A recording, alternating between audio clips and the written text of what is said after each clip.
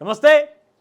తెలంగాణ ముఖ్యమంత్రి రేవంత్ రెడ్డి, డిప్యూటీ ముఖ్యమంత్రి బట్టి విక్రమార్క ఇద్దరు కూడా ఈరోజు సాయంత్రం 4:30 నరేంద్ర మోడీతో భేటీ కాబోతున్నారు. ఈ భేటీకి సంబంధించి చాలా వరకు సర్వత్రా ఉత్కంఠ నెలకొంది. ఎందుకంటే ఇటు అప్పుల విషయంలో, ఎందుకంటే ప్రస్తుతానికి తెలంగాణ రాష్ట్రంలో ఈరోజు ప్రధాన వార్తాపత్రికల్లో కేవలం పెండింగ్లో ఉన్న బిల్లు విషయానికి వస్తేనే సుమారుగా రాష్ట్ర వ్యాప్తంగా పెండింగ్లో ఉన్న బిల్లుల సంఖ్య 4,08,000 సుమారుగా 80 అంటే సుమారుగా 5 లక్షల బిల్లులు పెండింగ్లు ఉన్నాయి. వీటికి కావాల్సింది సుమారుగా 40,154 కోట్లు కావాలి. ఇది జస్ట్ ఈరోజు వచ్చిన వార్తనే. ఇక పైపెచ్చు ఓవరాల్గా మన బడ్జెట్ 100% కనుక ఉండి ఉంటే దీంట్లో 35% వరకు జీతాలకి, ఇక మిగిలిన 31% ఇతర మెయింటెనెన్స్లకి లేకపోతే సంబంధిత పూర్తి స్థాయి ఖర్చులకి, అంటే నెలవారీగా వచ్చేటువంటి ఖర్చులకి లేకపోతే ఇతరత్ర అంశాలకి. ఇక మిగిలిందల్లా కేవలం ఇక్కడ 69% పోతే మిగిలిన 31%లోనే పూర్తిగా ఇంత 66% పోతే మిగిలిన 33%లో పూర్తిగా మెయింటైన్ చేయాల్సి ఉంటుంది. అంటే పథకాల కొనసాగింపు ఇతరాత్ర చేయాల్సి ఉంటుంది. అంటే ఎటు చూసినా ఫైనాన్షియల్గా ట్రబుల్ అయితే ఉన్నది. అయితే ఇప్పటివరకు గత 14 రోజులుగా ఆ తెలంగాణ రాష్ట్రంలో ఇప్పటివరకు సుమారుగా 1,400 కోట్ల రూపాయలు ఆల్రెడీ అప్పులు తీసుకొచ్చుకున్నారట. ఇక తెలంగాణ రాష్ట్రానికి రావాల్సినటువంటి కొన్ని అప్పులు ఏవైతే ఉన్నాయో వాటాకు సంబంధించి 1,533 కోట్ల రూపాయలని ఆల్రెడీ కేంద్ర ప్రభుత్వం రిలీజ్ చేసినట్టుగా 2-3 రోజులుగా వార్తా కథనాలు చూస్తున్నాం. అంటే ఎటు చూసినా కూడా ఓవరాల్గా ఒక పెద్ద వలయంలో అయితే చిక్కున్న పరిస్థితి తెలంగాణ రాష్ట్రం. దీనికి సంబంధించి FRBM financial regulation management board సంబంధించి FRBMకి సంబంధించి ఈ యొక్క అంటే కొంచెం సడలింపు చేస్తే, అంటే దీంట్లో ఏమైనా చేంజ్ అంటే ఒక రాష్ట్రానికి సంబంధించి ఆదాయానికి బట్టి సుమారుగా 30-32% ఉంటుంది అంచనా కొద్ది. ఈ 30-32% వరకు మాత్రమే అప్పులు తీసుకొచ్చేందుకు అర్హత ఉంటుంది. ఇక మిగిలింది ఏది ఉన్నా కూడా రాష్ట్ర ప్రభుత్వం రెవెన్యూ రాపట్టాలా లేకపోతే ఇతరత్ర గ్యారంటీలు కుదబెట్టి ఇవన్నీ కూడా తీసుకొచ్చే పరిస్థితి. ఇక ఉన్న కాడికి ఎంత ఉంటే అంత కార్పొరేషన్లతోని అన్ని రకాలతోని 6,71,000 కోట్ల రూపాయల అప్పు తెలంగాణ రాష్ట్రంలో ఇప్పటికే ఉందని చెప్పి అసెంబ్లీ వేదికగా శ్వేతపత్రంలో అసెంబ్లీలో వాళ్ళు చెప్పడం జరిగింది. సో ఎటు చూసినా కూడా ఈ యొక్క అప్పుల కుప్పగా తెలంగాణ రాష్ట్రం మారిందనడానికి శ్వేతపత్రంలో చెప్పారు. ఇక ఇండైరెక్ట్గా కేటీఆర్ చెప్పింది కూడా ఇదే. కేటీఆర్ ఏం చెప్పినా అంటే కేవలం అప్పులున్నది 3,17,000 కోట్లు మాత్రమే అని చెప్పి కేటీఆర్ చెప్పిండు. కానీ కేవలం ఏం అప్పు ఇది? ఓన్లీ ప్రభుత్వం ద్వారా తీసుకొచ్చిన అప్పు మాత్రమే. ఇతర కార్పొరేషన్ల ద్వారా విద్యుత్ సంస్థలకి, పౌర సరఫరాల సంస్థ ఇతరత్ర కార్పొరేషన్ల అప్పులు కలుపుకొని మొత్తం ఇంతుందని చెప్పి కాంగ్రెస్ పార్టీ శ్వేతపత్రం విడుదల చేసింది.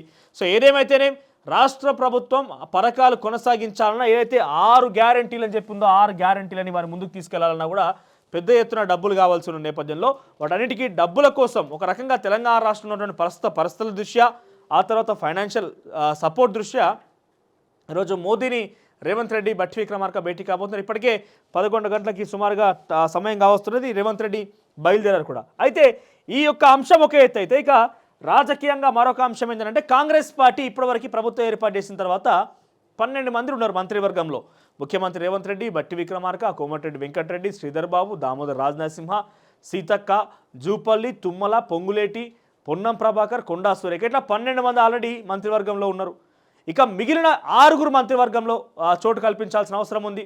ఆ తర్వాత 6 ఎమ్మెల్సీలుగా, 3 ఎమ్మెల్యే కోట, ఒకరు కూడా సంబంధించినటువంటి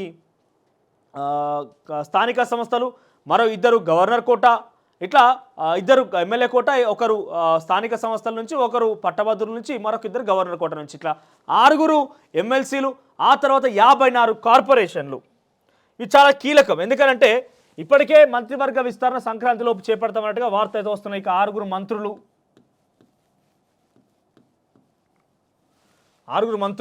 తర్వాత 6 ఎమ్మెల్సీలు, తర్వాత 54 కార్పొరేషన్లు. సో వీటి విషయంలో రాష్ట్ర ప్రభుత్వం చాలా క్రియాశీలకంగా అడుగులు వేస్తుంది. ఎందుకంటే ఇప్పటికే మంత్రిత్వ శాఖలకు సంబంధించి కనుక పూర్తి స్థాయి విస్తరణ చేసి ఉంటే అంటే ఇంకా చాలా కూలంకషంగా రాష్ట్ర ప్రభుత్వం అంటే ఒక రకంగా బర్డెన్ కూడా రాష్ట్ర ప్రభుత్వం ఫైనాన్షియల్గా, మరోవైపు కూలంకషంగా క్షేత్రస్థాయి సమస్యలు మొత్తం దృష్టి పెట్టే అవకాశం ఉంటుంది. ఇక 6 ఎమ్మెల్సీల విషయంలో పట్టభద్రుల ఎమ్మెల్సీ సంబంధించి పలరాజేశ్వరరెడ్డి జనగామ ఎమ్మెల్యేగా నియమితులైన కారణంగా అక్కడ ఖాళీగా ఉన్నది. ఆ స్థానంలో కూడా భర్తీ చేయాల్సి ఉంది. 2 గవర్నర్ కోట దాసోల్ శ్రావణ్ కుర్రా సత్యనారాయణకి ప్రతిపాదించి గత ప్రభుత్వం గవర్నర్ గారు పంపించినప్పటికీ కూడా ఆమోద ముద్ర వేయలేదు. సో అక్కడ అవి 2 వేకెంట్గానే ఉన్నాయి. ఇక కౌశిక్ రెడ్డి ఆ తర్వాత కడియం శ్రీహరి ఇద్దరు కూడా ఎమ్మెల్యే కోటకు సంబంధించి, కసిరెడ్డి నారాయణ రెడ్డి కాస్త ఆయన స్థానిక సంస్థల నుంచి. అంటే ఎటు చూసినా కూడా 6 ఎమ్మెల్సీ స్థానాలు ఖాళీగా ఉన్నాయి. ఇక 54 కార్పొరేషన్ పదవులు ఖాళీగా ఉన్నాయి. సో వీటికి సంబంధించి ఒక ఫైనల్ లిస్ట్ కూడా రెడీ చేస్తుందట రాష్ట్ర ప్రభుత్వం. ఇక 6 మంత్రుల విషయానికి వస్తే దీనిలో డెఫినెట్గా బీసీలకు ప్రాధాన్యత ఉండే అవకాశం ఉంది. బీసీలో నుంచి మరొక 2 లేదా 3 తీసుకునే అవకాశం ఉంది బీసీలో. అంటే ఇప్పటికీ 6లో ఒకవేళ 3 కనుక బీసీలు వెళ్ళి ఉంటే ఇక ఎస్సీ నుంచి ఒకరు వచ్చే అవకాశం ఉన్నాయి. ఆ తర్వాత మరొకరు కూడా ఓసీలకు సంబంధించిన దాని నుంచి కూడా 1 లేదా 2 వచ్చే అవకాశం ఉన్నాయి. అంటే ఓవరాల్గా 6 ఫిల్ చేయబోతుంది రాష్ట్ర ప్రభుత్వం. ఆ తర్వాత 6 ఎమ్మెల్సీలకు సంబంధించి ఇప్పటికీ మనం మాట్లాడుకున్నాం. ఉద్యమకారులు కూడా ప్రియారిటీ ఇవ్వబోతుంది. ఇందులో ఉద్యమకారులకు కూడా అవకాశం ఇచ్చే అటువంటి సిచ్యువేషన్ కల్పిస్తూ ఉంది. దీంట్లో మైనార్టీకి సంబంధించి ఒకరు కంపల్సరీగా వస్తున్నారు మంత్రివర్గంలోకి. ఇక ఎమ్మెల్సీగా విషయానికి వస్తే ఉద్యమకారులకి, ఆ తర్వాత ఇతర టికెట్ ఆశించి భంగపాటు గురైపోయి చివరి దశలో వాళ్ళకు కావచ్చు, విద్యార్థి ఉద్యమ నాయకులకు కూడా ప్రియారిటీ ఇచ్చే అవకాశం ఉంది. అయితే ఇందులో చాలా క్రియాశీలకంగా ఈ ఎమ్మెల్సీల్లో నామినేట్ పదవులకు సంబంధించి 54 కార్పొరేషన్లో ఫ్రంటల్ ఆర్గనైజేషన్స్గా పనిచేసినటువంటి శివసేనారెడ్డి యూత్ కాంగ్రెస్కి, Indian youth Congress Telangana state party పనిచేసిన శివసేనారెడ్డికి, ఆ తర్వాత వెంకట్ బల్మూర్కి, ఆ తర్వాత శ్రీకాంత్ గౌడ్కి,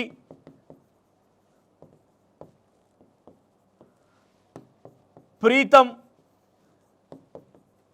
వీళ్ళు పలు చోట్ల టికెట్ ఆశించిన మాట వాస్తవం. కానీ ఆశించినప్పటికీ ఆ టికెట్ భంగపాటు గురయ్యారు. ఈసారి ఈ నామినేట్ పదవుల్లో కానీ 6 ఎమ్మెల్సీలో కానీ వీళ్లకు సంబంధించి చాలా కీలకంగా ఉండబోతున్నాయి ఈ 4 అయితే. ఎందుకంటే శివసేనారెడ్డి ఇండియన్ యూత్ కాంగ్రెస్ సంబంధించి తెలంగాణ స్టేట్ ప్రెసిడెంట్గా ఉన్నారు. సో డెఫినెట్గా ఆ యొక్క పరిధిలో ఉన్నటువంటి ఆ యొక్క ఫ్రంటల్ ఆర్గనైజేషన్ నుంచి ఒక ఎమ్మెల్యే స్థానం పక్కాగా ఇవ్వాల్సింది. గతంలో యువతకు ప్రియారిటీ ఇస్తామని కూడా రాహుల్ గాంధీ చెప్పిన పరిస్థితి. కానీ ఈసారి అక్కడ అవకాశం కల్పించలేకపోయింది రాష్ట్ర ప్రభుత్వం, రాష్ట్ర కాంగ్రెస్ పార్టీ. కాబట్టి అక్కడ శివసేనారెడ్డిని కూడా ఒక స్థానంలో వరించే అవకాశం ఉంది. అది పార్లమెంట్ ఎన్నికల నేపథ్యంలో పార్లమెంట్కి పంపిస్తారా, లేకపోతే ఈ నామినేట్ పదవులు ఇచ్చే అవకాశం ఉందా, ఏం జరగబోతుందని ప్రస్తుతం సస్పెండ్. కాకపోతే ప్రియారిటీ మాత్రం వీళ్ళు ఫ్రంటల్ ఆర్గనైజేషన్స్గా పనిచేసినటువంటి ఈ 4 మాత్రం చాలా ప్రియారిటీ.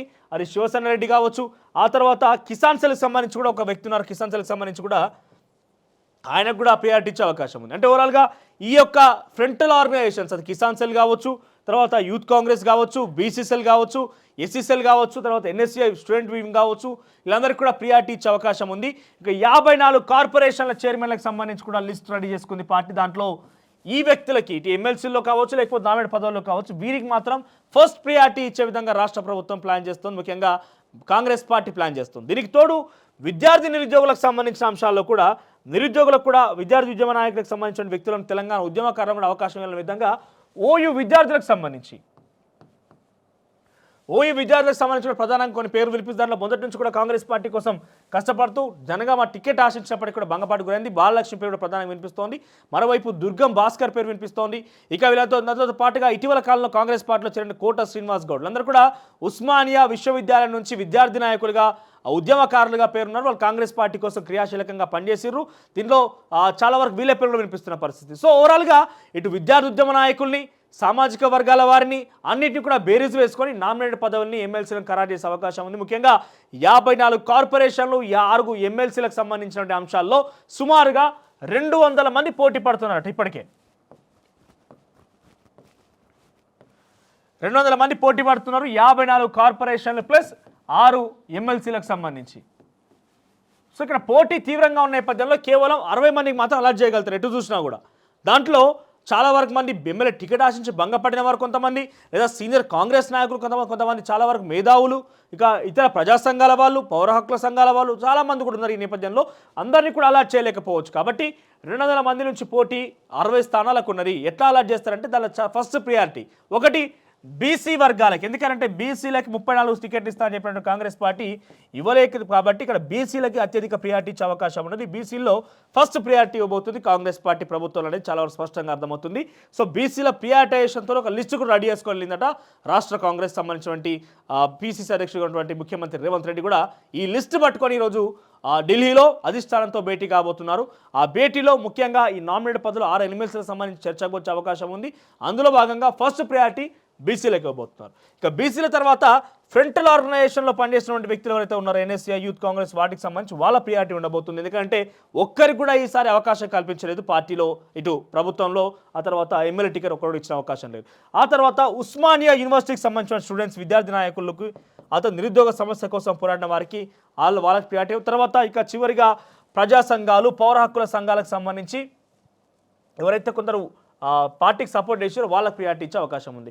సో ఎటు చూసినా కూడా ఈ ప్రియారిటీ సెషన్స్ అన్నీ కూడా ఈ రకంగా సామాజిక వర్గాలు అందరికీ సమతుల్యత పాటించే విధంగా ఉండే విధంగా లిస్ట్ రెడీ చేస్తుంది పార్టీ. ఇక మరోవైపు మంత్రివర్గ విస్తరణలో కూడా 6 మంత్రులు ఎవరైతే ఉన్నారో 6 మంత్రుల్లో సుమారుగా మరొక ముగ్గురు కూడా 2 నుంచి 3 స్థానాల వరకు బీసీలకు ప్రియారిటీ ఇచ్చే అవకాశం ఉంది. ఆ తర్వాత ఒక మైనార్టీకి అవకాశం ఇవ్వబోతున్నారు. ఆ తర్వాత మరొక ఎస్సీకి అవకాశం, ఆ తర్వాత ఒక ఓసీకి. అంటే ఓవరాల్గా 6 కూడా మంత్రివర్గ విస్తరణ ఉండే అవకాశం ఉంది. మరి ఇది ఎప్పటిలోపు అంటే ఈ సంక్రాంతి లోపుగానే ఒకవేళ ఈ కార్పొరేషన్ చైర్మన్ ఇస్తే వాళ్ళకి నిధులు కేటాయించాల్సి ఉంటుంది. కానీ కార్పొరేషన్ నిధులు కేటాయించడంతో పాటు కార్పొరేషన్తో ఫండ్ కూడా రేజ్ చేయవచ్చు. ఇదొక యాక్టివిటీగా కూడా చూపించవచ్చు. తర్వాత ఇటు ఇతరత్ర సంబంధించిన శాఖల పరంగా కూడా వాళ్ళకు ఒక సపోర్టివ్గా కూడా ఉంటుంది.